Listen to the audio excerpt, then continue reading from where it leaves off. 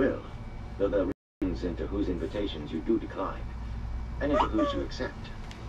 Of course, if you decline them all, or accept them all, I'll have no part of it, Rand said quietly. We are leaving Cairhien as soon as we can. He thrust his fists into his coat pockets and felt Celine's note crumple. Pulling it out, he smoothed down his coat front. As soon as we can, he muttered, putting it back in his pocket again. Your drink, Huron. He stalked out angrily, not sure whether he was angry with himself, or with Cairhien and its great game, or Celine for vanishing, or Moraine. She had started it all, stealing his coats and giving him a lord's clothes instead. Even now that he called himself free of them, and I said I still managed to interfere in his life, and without even being there. He went back through the same gate by which he had entered the city, since that was the way he knew. A man standing in front of the guardhouse took note of him. His bright coat marked him out, as well as his height among the Cairhienin, and hurried inside, but Rand did not notice. The laughter and music of the foregate were pulling him on. If his gold-embroidered red coat left over from the night. There had been a warm wind just before dawn, but now it was cold. Howard could hear teeth chattering behind him among the few troopers remaining in his force. The man squatting across from Howard was a Fremen who had come across the sink in the first light of false dawn, skittering over the sand, blending into the dunes, his movements barely discernible. The Fremen extended a finger to the sand between them, drew a figure there. It looked like a bow with an arrow spilling out of it. There are many Harkonnen patrols. He lifted his finger, pointed upward across the cliffs that Howard and his men had descended. Howard nodded. Many patrols, yes. But still he did not know what this Fremen wanted, and this rankled. Mentat training was supposed to give a man the power to see motives. This had been the worst night of Howard's life. He had been at Simpo, a garrison village, buffer outpost for the former capital city Carthage, when the reports of attack began arriving. At first he thought, it's a raid. The Harkonnens are testing. But report followed report, faster and faster. 2 legions landed at Carthage, 5 legions, 50 brigades, attacking the Duke's main base at Arrakeen, a legion at Arsund, 2 battle groups at Splintered Rock. Then the reports became more detailed. There were Imperial Sardaukar among the attackers, possibly 2 legions of them. And it became clear that the invaders knew precisely which weight of arms to send where. Precisely. Superb intelligence. Howard's shocked fury had mounted until it threatened the smooth functioning of his Mentat capabilities. The size of the attack struck his mind like a physical blow. Now, hiding beneath a bit of desert rock, he nodded to himself, pulled his torn and slashed tunic around him as though warding off the cold shadows. The size of the attack. He had always expected their enemy to hire an occasional lighter from the guild for probing raids. That was an ordinary enough gambit in this kind of house-to-house warfare. Lighters landed and took off on Arrakis regularly to transport the spice for House Atreides. Howard had taken precautions against random raids by false spice lighters. For a full attack, they'd expected no more than 10 brigades. But there were more than 2,000 ships down on Arrakis at the last count. Not just lighters, but frigates, scouts, monitors, crushers, troop carriers, dump boxes. More than 100 brigades, 10 legions. The entire spice income of Arrakis for 50 years might just cover the cost of such a venture. It might. I underestimated spend in attacking us, Howard thought. I failed my Duke. Then there was the matter of the traitor. I will live long enough to see her strangled, he thought. I should have killed that Bene Gesserit witch when I had the chance. There was no doubt in his mind who had betrayed them. The Lady Jessica. She fitted all the facts available. Your man Gurney Halleck and part of his force are safe with our smuggler friends. Good. So Gurney will get off this hell planet. We're not all gone. Howard glanced back at the huddle of his men. They had started the night just past with 300 of his finest. Of those, an even 20 remained, and half of them were wounded. Some of them slept now, standing up, leaning against the rock, sprawled on the sand beneath the rock. Their last thopter, the one they'd been using as a ground effect machine to carry their wounded, had given out just before dawn. They had cut it up with laser guns and hidden the pieces, then worked their way down into this hiding place at the edge of the basin. Howard had only a rough idea of their location, some 200 kilometers southeast of Arakim. The main travelled ways between the Shield Wall CH communities were somewhere south of them. The Fremen across from Howard threw back his hood and stillsuit cap to reveal sandy hair and beard. The hair was combed straight back from a high, thin forehead. He had the unreadable, total blue eyes of the spice diet. Beard and mustache were stained at one side of the mouth, his hair matted there by pressure of the looping catch tube from his nose plugs. The man removed his plugs, readjusted them. He rubbed at a scar beside his nose. If you cross the sink here this night, you must not use shields. There is a break in the wall. He turned on his heels, pointed south. There. And it is open sand down to the Erg. Shields will attract a worm. They don't often come in here, but a shield will bring one every time. He said worm, Howard thought. He was going to say something else. What? And what does he want of us? Howard sighed. He could not recall ever before being this tired. It was a muscle weariness that energy pills were unable to ease. Those damnable Sardaukar. With a self-accusing bitterness, he faced the thought of the soldier fanatics and the imperial treachery they represented. His own Mentat assessment of the data told him how little chance he had ever to present evidence of this treachery before the High Council of the Landsrat, where justice might be done. Do you wish to go to the... Is it possible? The way is long. Fremen don't like to say no, Idaho had told him once. You haven't yet told me whether your people can help my wounded. They are wounded. The same damned answer every time. We know they're wounded. That's not the Peace, friend. What do your wounded say? Are there those among them who can see the water need of your tribe? We haven't talked about water. I can understand your reluctance. They are your friends, your tribesmen. Do you have water? Not enough. The Fremen gestured to Howard's tunic, the skin exposed beneath it. You were caught in CH without your suits. You must make a water decision, friend. Can we hire your help? The Fremen shrugged. You have no water. He glanced at the group behind Howard. How many of your wounded would you spend? Howard fell silent, staring at the man. He could see as a Mentat that their communication was out of phase. Word sounds were not being linked up here in the normal manner. I am Thufir Howard.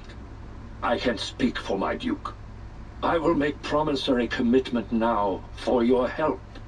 I wish a limited form of help, preserving my force long enough only to kill a traitor who thinks herself beyond vengeance. You wish our siding in a vendetta? The vendetta I'll handle myself.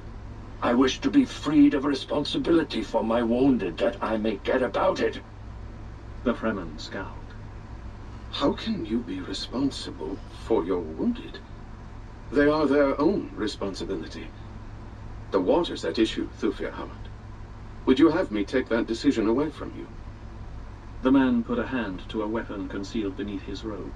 Howard tensed, wondering, is there betrayal here? Hey, James, how you doing? What do you fear? These people and their disconcerting directness. Howard spoke cautiously. There's a price on my head. Ah. The Fremen removed his hand from his weapon. You think we have the Byzantine corruption. You don't know us. The Harkonnens have not watered Hope you're enough doing to good, the James smallest Money. child among us. But they had the price of guild passage for more I'm than not 2,000 streaming, fighting ships. Howard thought. My And the game size of because that price I don't still have staggered him. Wi-Fi We both currently. fight Harkonnens. Should we not share the problems and ways of meeting the battle issue? We are sharing. I have How's seen your you fight, Harkonnens. evening You going, are James? good. There have been times I'd have appreciated your arm beside me. Say where my arm may help you. Who knows? There are Harkonnen forces everywhere. But you still have not made the water decision, or put it to your wounded. I must be cautious, Howard told himself. There's a thing here that's not understood. Will you show me your way? The Arakeen way. Stranger thinking. There was a sneer in the Fremen's tone. He Hey, pointed to the executive northwest, session. across the cliff top. We watched you come across the sand last night. You keep your force on the slip face of the dunes. That. You have no still suits, no water. You will not last long. The ways Let's of do it, Arrakis Dev. don't come easily. Truth. But we've killed Harkonnens. What do you do with your own wounded? Does a man not know when he is worth saving? Your wounded know you have no water. He tilted his head, looking sideways up at Howard. This is clearly a time for water decision. Both wounded and unwounded must look to the tribe's future. The tribe's future, Howard thought. The tribe of Atreides. There's sense in that. He forced himself to the Hell question yeah. he had been avoiding. Have you word of my Duke or his son? Unreadable blue eyes stared upward into Howard's. Let's do it up. Their fate. Fate is the same for everyone. Your Duke, it is said, has met his fate. As to the Lizan al-Gaib, his son, that is in Liet's hands. Liet has not said. I knew the answer without asking, Howard thought. He glanced back at his men. They were all awake now. They had heard. They were staring out across the sand, the realization in their expressions. There was Now no it's warming return up. to Caladan for them. And now, Arrakis was lost. Howard turned back to the Fremen. Have you heard of Duncan, Idaho? He was in the great house when the shield went down. This I've heard. No more. She dropped the shield and let in the Harkonnens, he thought. I was the one who sat with my back to a door. How could she do this when it meant turning also against her own son? But who knows how a Bene Gesserit thinks, if you can call it thinking. Howard tried to swallow in a dry. When will you hear, boy? We know little of what happens in Arakeen. Who knows? You have ways of finding out. Perhaps. The Fremen rubbed at the scar beside his nose. Tell me, Thufir Hama, do you have knowledge of the big weapons the Harkonnens used? The artillery, Howard thought busily. Who could have guessed they'd use artillery in this day of shields? You refer to the artillery they used to trap out people in the caves. I've theoretical knowledge of such explosive weapons. Any man who retreats into a cave which has only one opening deserves to die. Why do you ask about these weapons? Liet wishes it. Is that what he wants from us? Howard wondered. Did you come here seeking information about the big guns? Liet wished to see one of them for himself. Then you should just go take one. We took one. We have it hidden where Stilgar can study it for Liet, and where Liet can see it for himself if he wishes. But I doubt he'll want to. The weapon is not a very good one. Poor design for Arrakis. Took one. It was a good fight. We lost only 2 men and spilled the water for more than 100 of theirs. There was Sardaukar at every gun, Howard thought. This desert madman speaks casually of losing only 2 men against Sardaukar. We would not have lost the 2 except for those others fighting beside the Harkonnens. Some of those are good fighters. One of Howard's men limped forward, looking down at the squatting Fremen. Are you talking about Sardaukar? He's talking about Sardaukar. Sardaukar? Ah, so that's what they are. This was a good night indeed. Sardaukar. Which legion do you know? We don't know. Sardaukar. Harkonnen clothing. Is that not strange? The Emperor does not wish it known he fights against the Great House. But you know they are Sardaukar. Who am I? You are Thufir Hawat. Well, we would have learned it in time. We've sent 3 of them captive to be questioned by Liet's men. You captured Sardaukar? Only 3 of them. They fought well. If only we'd had the time to link up with these Fremen, Howard thought. There was a sour lament in his mind. If only we could have trained them and armed them. Great mother, what a fighting force we'd have had. Perhaps you delay because of worry over the Lisan al-Gaib. If he is truly the Lisan al-Gaib, harm cannot touch him. Do not spend thoughts on a matter which has not been proved. I served the Lisan al-Gaib. His welfare is my concern. I've pledged myself to this. You are pledged to his water. Howard glanced at his aide, who was still staring at the Fremen, returned his attention to the squatting figure. To his water, yes. You wish to return to Erekeen, to the place of his water. Yes, to the place of his water. Why did you not say at first it was a water matter? The Fremen stood up, seated his nose plugs firmly.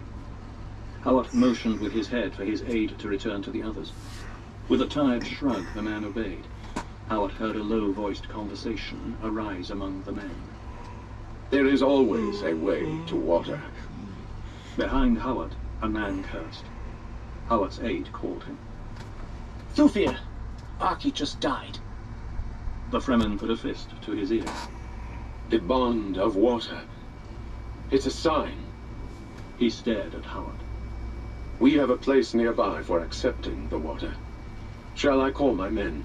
The aide returned to Howard's side. Thufir, a couple of the men left wives in Erekeen. They're... well, you know how it is at a time. The Fremen still held his fist to his ear. Is it the bond of water, Thufir Hawat? Howard's mind was racing. He sensed now the direction of the Fremen's words, but feared the reaction of the tired men under the rock overhang when they understood it. The bond of water. Let our tribes be joined. The Fremen lowered his fist. As though that were the signal, 4 men slid and dropped down from the rocks above them. They darted back under the overhang, rolled the dead man in the loose robe, lifted him, and began running with him along the cliff wall to the right. Spurts of dust lifted around their running feet. It was over before Howard's tired men could gather their wits. The group, with the body hanging like a sack in its enfolding robe, was gone around a turn in the cliff. Where are they going with Arky? He was... They're taking him to bury him. Fremen don't bury their dead. Don't you try any tricks on us, Thufir. We know what they do. Arky was one of... Paradise was sure for a man who died in the service of Lisan al-Gaib. If it is the Lisan al-Gaib you serve, as you have said it, why raise mourning cries? The memory of one who died in this fashion will live as long as the memory of man endures. But Howard's men advanced, angry looks on their faces. One had captured a lasgun. He started to draw it. Stop right where you are. Howard fought down the sick fatigue that gripped his muscles. These people respect our dead. Customs differ, but the meaning is the same.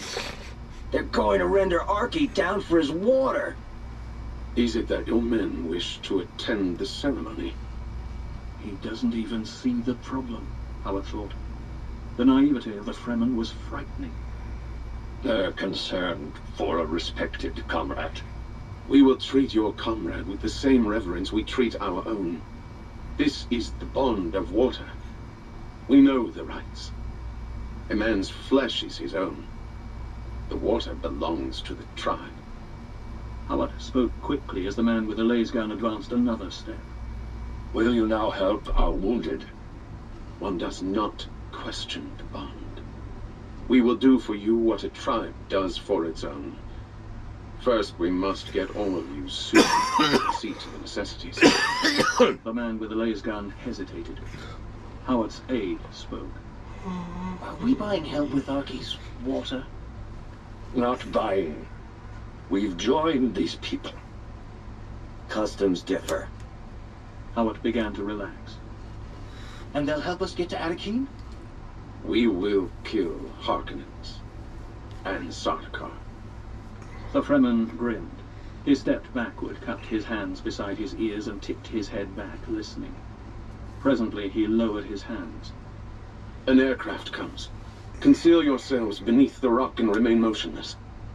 At a gesture from Howard, his men obeyed. The Fremen took Howard's arm, pressed him back with the others. We will fight in the time of fighting.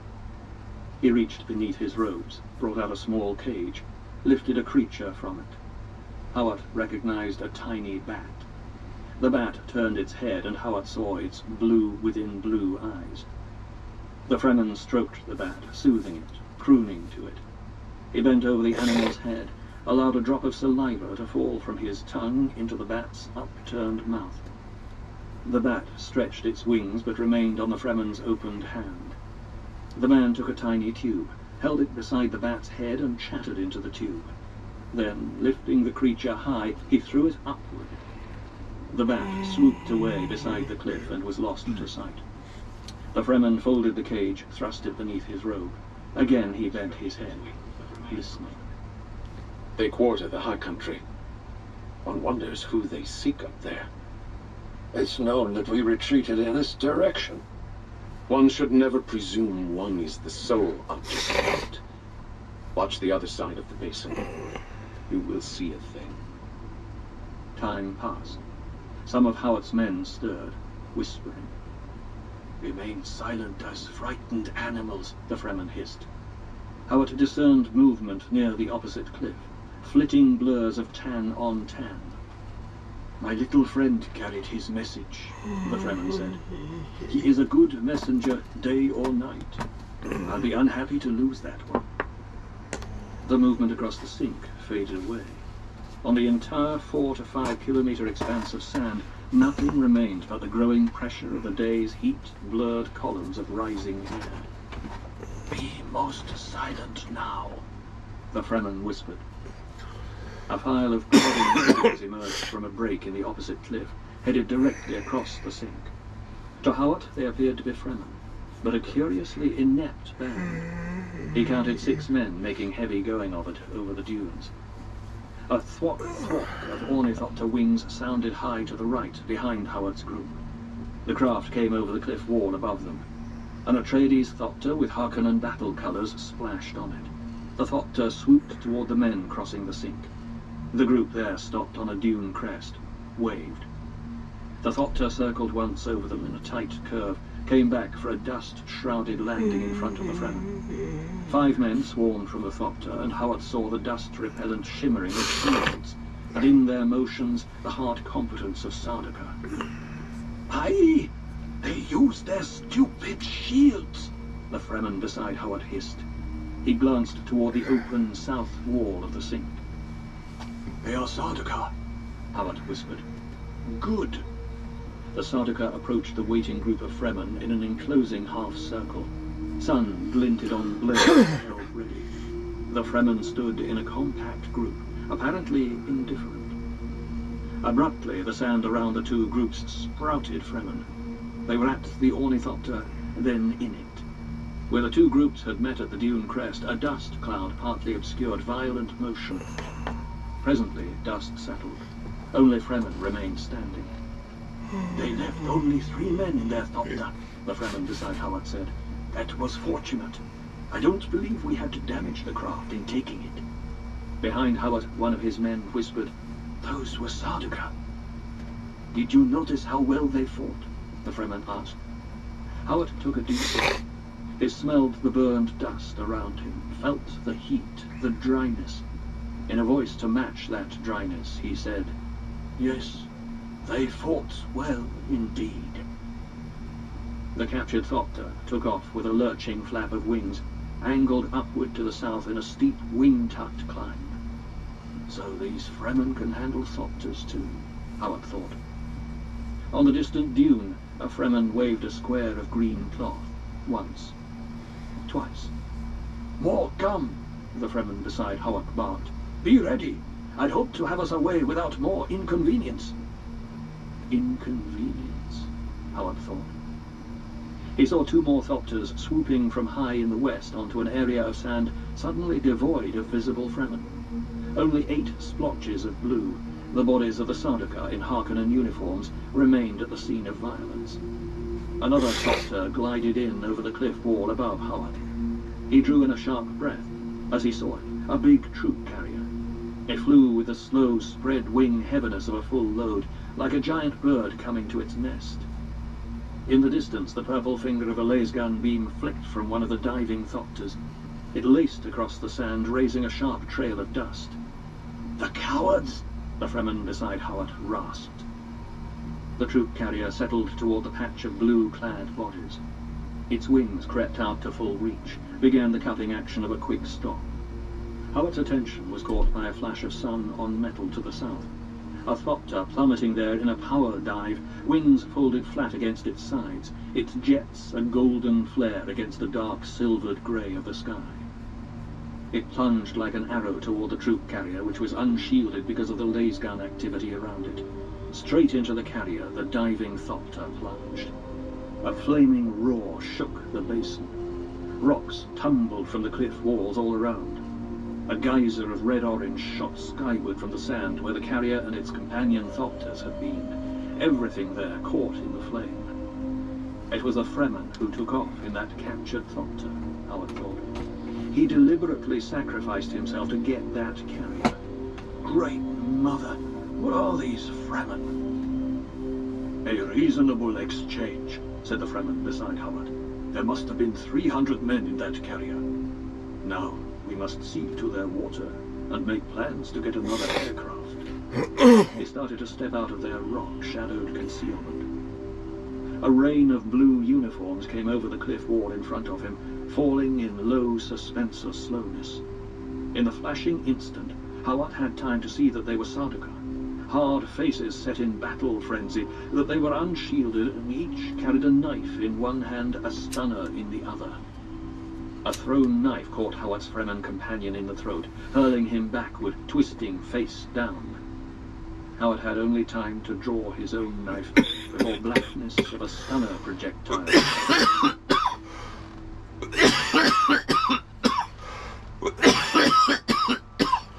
Muad'Dib can see the future, but you must understand the limits of power. Think of sight. You have eyes, yet cannot see without light. If you are on the floor of a valley, you cannot see beyond your valley. Just so, Muad'Dib could not always choose to look across the mysterious terrain. He tells us that a single obscure decision of prophecy, perhaps the choice of one word over another, could change the entire aspect of the future. He tells us, the vision of time is broad, but when you pass through it, time becomes a narrow. And he fought the temptation to choose a clear, safe course, warning, that path leads ever down into stagnation. From Arrakis Awakening by the Princess Irulan. As the Ornithopters glided out of the night above them, Paul grabbed his mother's arm, snapped, "Don't move." Then he saw the lead craft in the moonlight, the way its wings cut the landing, the rockets at the hands of the controls. "It's Idaho," he breathed. The craft and its companions settled into the basin like a covey of birds coming to nest. Idaho was out of his Thopter and running toward them before the dust settled. 2 figures in Fremen robes followed him. Paul recognized one, the tall, sandy, bearded Kynes. "This way," Kynes called, and he veered left. Behind Kynes, other Fremen were throwing fabric covers over their ornithopters. The craft became a row of shallow dunes. Idaho skidded to a stop in front of Paul, saluted. "My lord, the Fremen have a temporary hiding place nearby where we—" "What about that, back there?" Paul pointed to the violence above the distant cliff, the jet flares, the purple beams of laser guns lacing the desert. A rare smile touched Idaho's round, placid face. "Milord, son, I've left them a little Glaring white light filled the desert, bright as a sun, etching their shadows onto the rock floor of the ledge. In one sweeping motion, Idaho had Paul's arm in one hand, Jessica's shoulder in the other, hurling them down off the ledge into the basin. They sprawled together in the sand as the roar of an explosion thundered over them. Its shockwave tumbled chips off the rock ledge they had vacated. Idaho sat up, brushed sand from himself. "Not the family atomics," Jessica said. "I thought—" "You planted a shield back there," Paul said. "A big one. Turned to full force," Idaho said. "A lasgun beam touched it and—" He shrugged. "Subatomic fusion," Jessica said. "That's a dangerous weapon." "Not weapon, milady. Defense. That scum will think twice before using laser guns another time." The Fremen from the ornithopters stopped above them. One called in a low voice, "We should get under cover, friends." Paul got to his feet as Idaho helped Jessica up. "That blast will attract considerable attention, sire," Idaho said. Sire, Paul thought. The word had such a strange sound when directed at him. Sire had always been his father. He felt himself touched briefly by his powers of prescience, seeing himself infected by the wild race consciousness that was moving the human universe toward chaos. The vision left him shaken, and he allowed Idaho to guide him along the edge of the basin to a rock projection.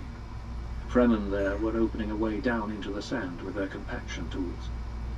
"May I take your pack, sire?" Idaho asked. "It's not heavy, Duncan," Paul said. "You have no body shield," Idaho said. "Do you wish mine?"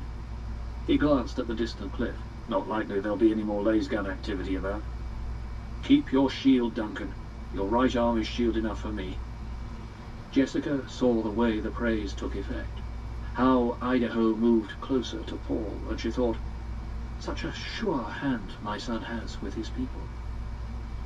The Fremen removed a rock plug that opened a passage down into the native basement complex of the desert. A camouflage cover was rigged for the opening. One of the Fremen said, and he led them down rock steps into darkness. Behind them, the cover blotted out the moonlight. A dim green glow came alive ahead, revealing the steps and rock walls, a turn to the left. Robed Fremen were all around them now, pressing downward. They rounded the corner, found another down-slanting passage. It opened into a rough cave chamber. Kynes stood before them, jabber hood thrown back, the neck of his stillsuit glistening in the green light. His long hair and beard were mussed. The blue eyes without whites were a darkness under heavy brows. In the moment of encounter, Kynes wondered at himself. Why am I helping these people? It's the most dangerous thing I've ever done. It could doom me with them. Then he looked squarely at Paul, seeing the boy who had taken on the mantle of manhood, masking grief, suppressing all except the position that now must be assumed, the dukedom. And Kynes realized in that moment the dukedom still existed, and solely because of this youth. And this was not a thing to be taken lightly. Jessica glanced once around the chamber, registering it on her senses in the Bene Gesserit way. A laboratory, a civil place full of angles and squares in the ancient manner. "This is one of the Imperial ecological testing stations my father wanted as advanced bases," Paul said. His father wanted, Kynes thought.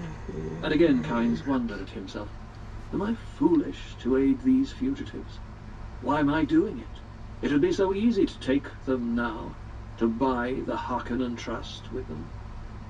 Paul followed his mother's example, gestalting the room, seeing the workbench down one side, the walls of featureless rock. Instruments lined the bench, dials glowing, wire gridex planes with fluting glass emerging from them. An ozone smell permeated the place. Some of the Fremen moved on around a concealing angle in the chamber, and new sounds started there. Machine coughs, the whinnies of spinning belts and multi-drives. Paul looked to the end of the room, saw cages with small animals in them stacked against the wall. "You've recognized this place correctly," Kynes said. "For what would you use such a place, Paul Atreides?" "To make this planet a fit place for humans," Paul said. Perhaps that's why I helped them, Kynes thought. The machine sounds abruptly hummed away to silence.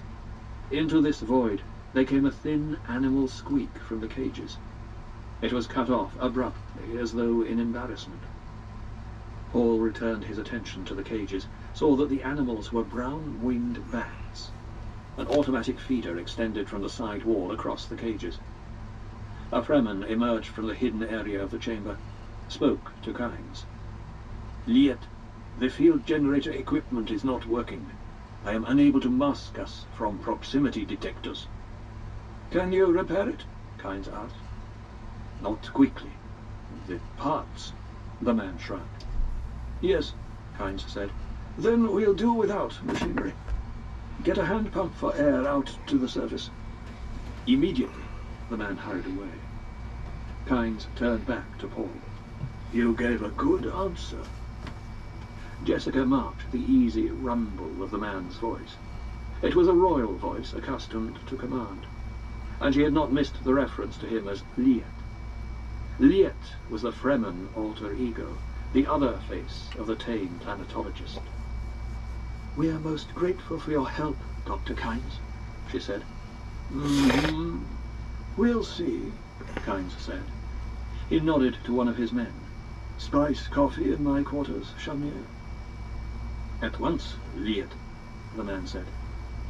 Kynes indicated an arched opening in the side wall of the chamber. "If you please." Jessica allowed herself a regal nod before accepting. She saw Paul give a hand signal to Idaho, telling him to mount guard here. The passage, 2 paces deep, opened through a heavy door into a square office lighted by golden glow globes. Jessica passed her hand across the door as she entered, was startled to identify plasteel. Paul stepped 3 paces into the room and dropped his pack to the floor. He heard the door close behind him, studied the place. About 8 meters to a side, walls of natural rock, curry-coloured, broken by metal filing cabinets on their right. A low desk with milk glass top shot full of yellow bubbles occupied the room's centre. 4 suspensor chairs ringed the desk. Kynes moved around Paul, held a chair for Jessica. She sat down, noting the way her son examined the room. Paul remained standing for another eye blink. A faint anomaly in the room's air currents told him there was a secret exit to their right, behind the filing cabinets. "Will you sit down, Paul Atreides?" Kynes asked. How carefully he avoids my Be time, right back, everyone. thought. But he accepted the chair, remained silent while Kynes sat down. "You sense that Arrakis could be a paradise," Kynes said. "Yet, as you see, the Imperium sends here only its trained hatchet men, its seekers after the spice." Paul held up his thumb with its ducal signet. "Do you see this ring?" "Yes." "Do you know its significance?" Jessica turned sharply to stare at her son. "Your father lies dead in the ruins of Arrakeen," Kynes said. "You are technically the Duke." "I'm a soldier of the Imperium," Paul said. "Technically, a hatchet man." Kynes' face darkened. "Even with the Emperor's Sardaukar standing over your father's body?" "The Sardaukar are one thing. The legal source of my authority is another," Paul said. "Arrakis has its own way of determining who wears the mantle of authority," Kynes said. And Jessica, turning back to look at him, thought, "There's steel in this man that no one has taken the temper out of. And we've need of steel. Paul's doing a dangerous thing." Paul said, "The Sardaukar on Arrakis are a measure of how much our beloved Emperor feared my father. Now I will give the Padishah Emperor reasons to fear the..." "Lad," Kynes said, There are things you don't... You will address me as sire or my lord, Paul said. Gently, Jessica thought. Kynes stared at Paul, and Jessica noted the glint of admiration in the planetologist's face, the touch of humour there. Sire, Kynes said. I am an embarrassment to the Emperor, Paul said. I am an embarrassment to all who would divide Arrakis as their spoil. As I live, I shall continue to be such an embarrassment that I stick in their throats and choke them to death. Words, Kynes said. Paul stared at him. Presently, Paul said, You have a legend of the Lisan al-Gaib here, the voice from the outer world, the one who will lead the Fremen to paradise. Your men have superstition, Kynes said. Perhaps, Paul agreed, yet perhaps not. Superstitions sometimes have strange roots and stranger branchings. You have a plan, Kynes said.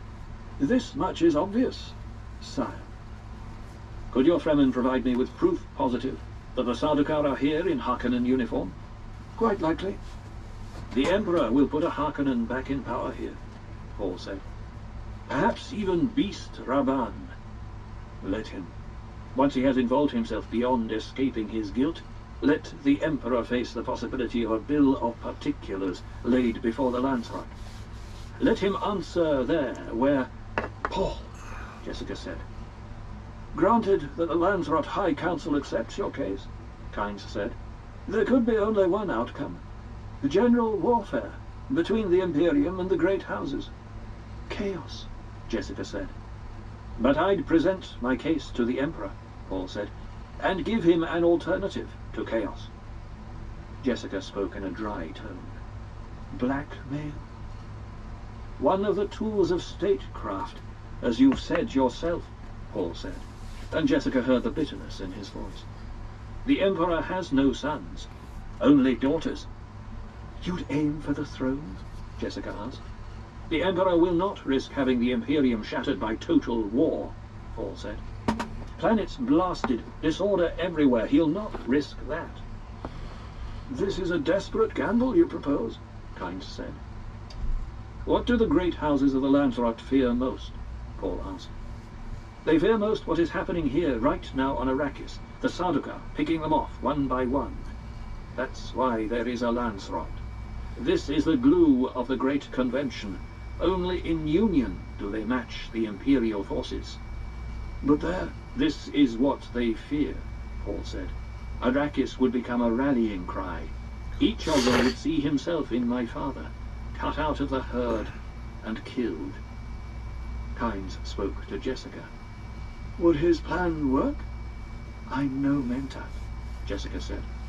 But you are Bene Gesserit. She shot a probing stare at him, said, His plan has good points and bad points, as any plan would at this stage. A plan depends as much upon execution as it does upon concept. Law is the ultimate science, Paul quoted. Thus it reads above the Emperor's door. I propose to show him law. And I'm not sure I could trust the person who conceived this plan, Kynes said. Arrakis has its own plan that we... From the throne, Paul said. I could make a paradise of Arrakis with a wave of a hand. This is the coin I offer for your support. Kynes stiffened. My loyalty is not for sale, sire. Paul stared across the desk at him, meeting the cold glare of those blue within blue eyes, studying the bearded face with the commanding appearance.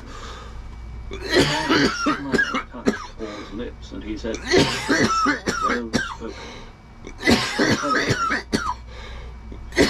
Paul's stare, and presently said, No Harkonnen ever admitted error.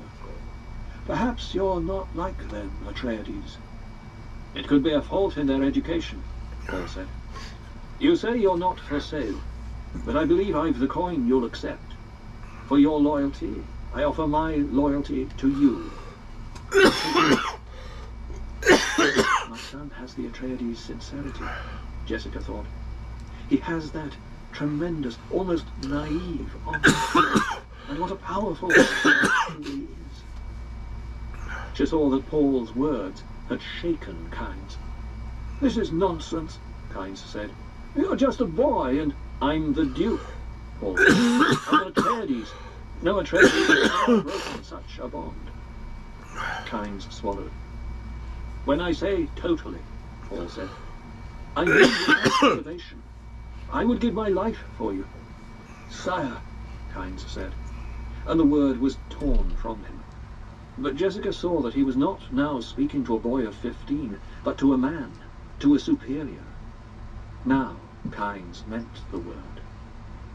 In this moment he'd give his life for Paul, she thought. How do the Atreides accomplish this thing so quickly, so easily? "I know you mean this," Kynes said. "Hearken!" The door behind him ran open. He whirled to see reeling violence, shouting, the clash of steel, wax-image faces grimacing in the passage. With his mother beside him, Paul leaped for the door, seeing Idaho blocking the passage, his blood-pitted eyes there visible through a shield blur, claw hands beyond him, arcs of steel chopping futilely at the shield. There was the orange firemouth of a stunner repelled by the shield. Idaho's blades were through it all, flick-flicking, red dripping from them. Then Kynes was beside Paul, and they threw their weight against the door. Paul had one last glimpse of Idaho standing against a swarm of Harkonnen uniforms, his jerking, controlled staggers, the black goat hair with a red blossom of death in it. Then the door was closed, and there came a snick as Kynes threw the bolts. "I appear to have decided," Kynes said. "Someone detected your machinery before it was shut down," Paul said. He pulled his mother away from the door, met the despair in her eyes. "I should have suspected trouble when the coffee failed to arrive," Kynes said. "You've a bolt hole out of here," Paul said. "Shall we use it?" Kynes took a deep breath, said, "This door should hold for at least 20 minutes, against all but a lasgun." "They'll not use a lasgun for fear we've shields on this side," Paul said. "Those were Sardaukar in Harkonnen uniform," Jessica whispered. They could hear pounding on the door now, rhythmic blows. Kynes indicated the cabinets against the right-hand wall, said, "This way." He crossed to the first cabinet, opened a drawer, manipulated a handle within it. The entire wall of cabinets swung open to expose the black mouth of a tunnel. "This door also is plasteel," Kynes said. "You were well prepared," Jessica said. "We lived under the Harkonnens for 80 years, Kynes said. He herded them into the darkness, closed the door. In the sudden blackness, Jessica saw a luminous arrow on the floor ahead of her. Kynes' voice came from behind them. "We'll separate here. This wall is tougher. It'll stand for at least an hour. Follow the arrows like that one on the floor. They'll be extinguished by your passage. They lead through a maze to another exit where I've secreted a thopter. There's a storm across the desert tonight. Your only hope is to run for that storm, dive into the top of it, ride with it. My people have done this in stealing thopters. If you stay high in the storm, you'll survive." "What of you?" Paul asked. "I'll try to escape another way. If I'm captured, well, I'm still Imperial planetologist. I can say I was your captive." Running like cowards, Paul thought. But how else can I live to avenge my father? He turned to face the door. Jessica heard him move, said, "Duncan's dead, Paul. You saw the wound. You can do nothing for him." "I'll take full payment for them all one day," Paul said. "Not unless you hurry now," Kynes said. Paul felt the man's hand on his shoulder.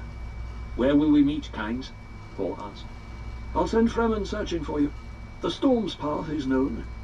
Hurry now, and the Great Mother give you speed and luck." They heard him go, a scrambling in the blackness. Jessica found Paul's hand, pulled him gently. "We must not get separated," she said. "Yes." He followed her across the first arrow, seeing it go black as they touched it. Another arrow beckoned ahead. They crossed it, saw it extinguish itself, saw another arrow ahead. They were running now. Plans within plans, within plans within plans, Jessica thought. Have we become part of someone else's plan now? The arrows led them around turnings, past side openings only dimly sensed in the faint luminescence. Their way slanted downward for a time, then up, ever up. They came finally to steps, rounded a corner, and were brought short by a glowing wall with a dark handle visible in its centre. Paul pressed the handle. The wall swung away from them. Light flared to reveal a rock-hewn cavern with an ornithopter squatting in its centre. A flat grey wall with a door sign on it loomed beyond the aircraft. "Where did Kynes go?" Jessica asked. "He did what any good guerrilla leader would," Paul said. "He separated us into two parties and arranged that he couldn't reveal where we are if he's captured. He won't really know." Paul drew her into the room, noting how their feet kicked up dust on the floor. "No one's been here for a long time," he said. "He seemed confident the Fremen could find us," she said. "I share that confidence." Paul released her hand, crossed to the ornithopter's left door, opened it and secured his pack in the rear. "This ship's proximity mast," he said. "Instrument panel has remote door control, light control. 80 years under the Harkonnens taught them to be thorough." Jessica leaned against the craft's other side, catching her breath. "The Harkonnens will have a covering force over this area," she said. "They're not stupid." She considered her direction sense, pointed right. "The storm we saw is that way." Paul nodded, fighting an abrupt reluctance to move. He knew its cause, but found no help in the knowledge. Somewhere this night he had passed a decision nexus into the deep unknown. He knew the time area surrounding them, but the here and now existed as a place of mystery. It was as though he had seen himself from a distance go out of sight down into a valley. Of the countless paths up out of that valley, some might carry a Paul Atreides back into sight, but many would not. "The longer we wait, the better prepared they'll be," Jessica said. "Get in and strap yourself down," he said. He joined her in the ornithopter, still wrestling with the thought that this was blind ground, unseen in any prescient vision. And he realized with an abrupt sense of shock that he had been giving more and more reliance to prescient memory, and it had weakened him for this particular emergency. If you rely only on your eyes, your other senses weaken. It was a Bene Gesserit axiom. He took it to himself now, promising never again to fall into that trap, if he lived through this. Paul fastened his safety harness, saw that his mother was secure, checked the aircraft. The wings were at full spread rest, their delicate metal interleavings extended. He touched the retractor bar, watched the wings shorten for jet boost takeoff, the way Gurney Halleck had taught him. The starter switch moved easily. Dials on the instrument panel came alive as the jet pods were armed. Turbines began their low hissing. "Ready?" he asked. "Yes." He touched the remote control for lights. Darkness blanketed them. His hand was a shadow against the luminous dials as he tripped the remote door control. Grating sounded ahead of them. A cascade of sand swished away to silence. A dusty breeze touched Paul's cheeks. He closed his door, feeling the sudden pressure. A wide patch of dust-blurred stars, framed in angular darkness, appeared where the door wall had been. Starlight defined a shelf beyond, a suggestion of sand ripples.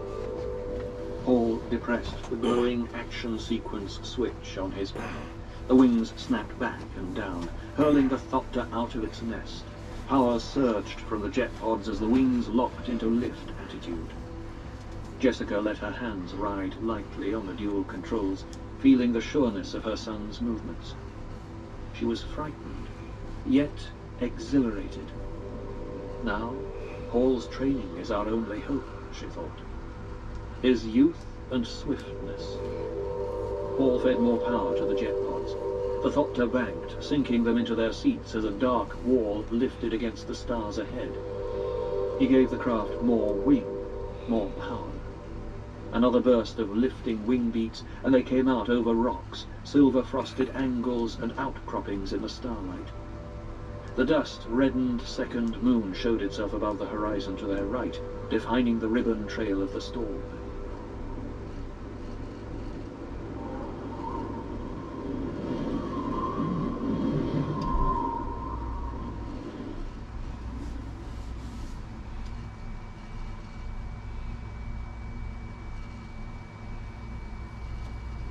Paul's hands danced over the controls. Wings snicked into beetle stubs. G-force pulled at their flesh as the craft came around in a tight bank. "Jet flares behind us," Jessica said. "I saw them." He slammed the power arm forward. Their thopter leaped like a frightened animal, surged southwest toward the storm and the great curve of desert. In the near distance, Paul saw scattered shadows telling where the line of rocks ended, the basement complex sinking beneath the dunes. Beyond stretched moonlit fingernail shadows, dunes diminishing one into another. And above the horizon climbed the flat immensity of the storm like a wall against the stars. Something jarred the thopter. "Shell burst," Jessica gasped. "They're using some kind of projectile weapon." She saw a sudden animal grin on Paul's face. "They seem to be avoiding their las guns," he said. "But we've no shields." "Do they know that?" Again the thopter shuddered. Paul twisted to peer back. "Only one of them appears to be fast enough to keep up with us." He returned his attention to the horse, watching the storm wall in front of him. It moved like a tangible solid. Projectile launchers, rockets, all the instruments. "There's one thing we'll give the Fremen," Paul whispered. "The storm," Jessica said. "Hadn't you better turn?" "What about the ship behind us?" "He's pulling up." "Now." Paul started to the winds, banked hard the deceptively slow boiling of the storm wall, felt his cheeks pull in the G-force. They appeared to glide into a slow clouding of dust that grew heavier and heavier until it blotted out the desert and the moon. The aircraft became a long, horizontal whisper of darkness, lighted only by the luminosity of the instrument panel. Through Jessica's mind, about such storms, that they cut metal like butter, etched flesh to bone and ate away the bones. She felt the buffeting of dust-blanketed wind. It twisted them as Paul fought the controls. She saw him chop the power, felt the ship buck.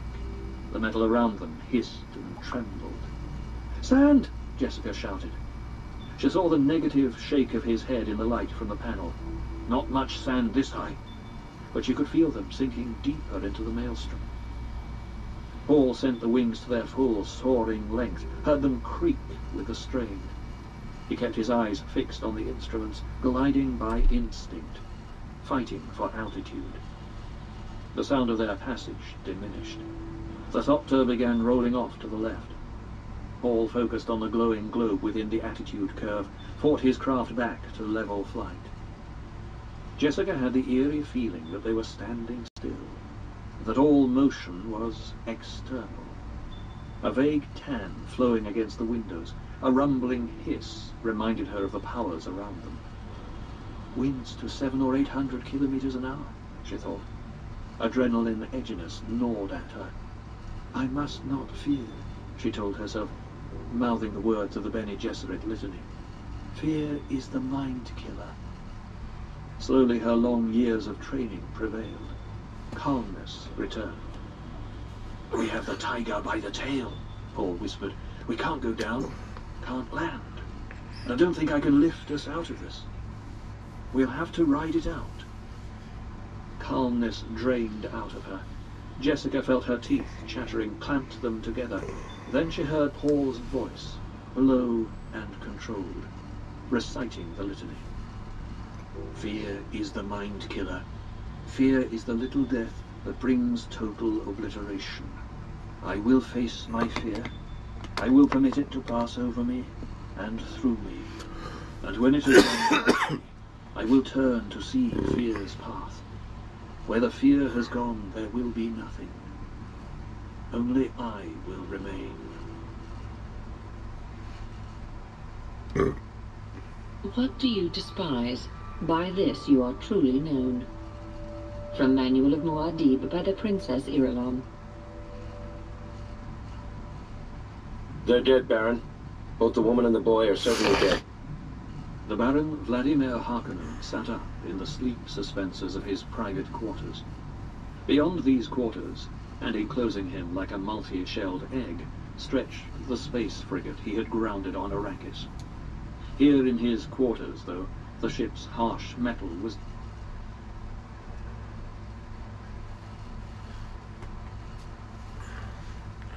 Alright, everyone, I'm gonna